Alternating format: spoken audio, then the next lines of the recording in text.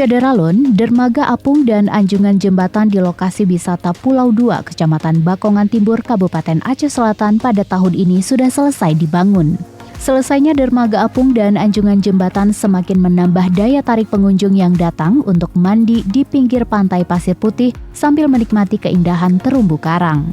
Muksin selaku Ketua Umum Komunitas Wisata Tuan Tapa melalui serambinews.com Minggu 2 Januari 2022 mengucapkan terima kasih kepada pemerintah daerah yang sudah mulai membangun fasilitas dermaga apung di pulau ini. Menurut Muksin, sejak tahun 2014, pihaknya terus mengeksplor potensi lokasi wisata yang ada di Aceh Selatan dan juga melakukan giat kebersihan lingkungan pantai. Giat bersih-bersih spot wisata ini rutin dilakukan setiap tahun dengan mengumpulkan sampah non-organik.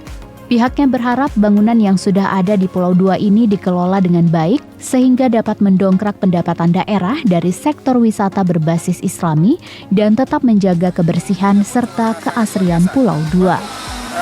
Perlu kita tekankan di sini. Kayaknya ini sampah mulai bertaburan, nggak terkendali. Kalau ini dibiarkan, kami takut nanti Pulau Dua ini dari pantai yang putih bersih menjadi kotor gitu, kumuh. Maka kami ajaklah semua masyarakat pengunjung yang datang ke Pulau Dua ini, harapnya sampah yang dibawa, terutama sampah-sampah yang non-organik, itu harap dibawa kembali pulang.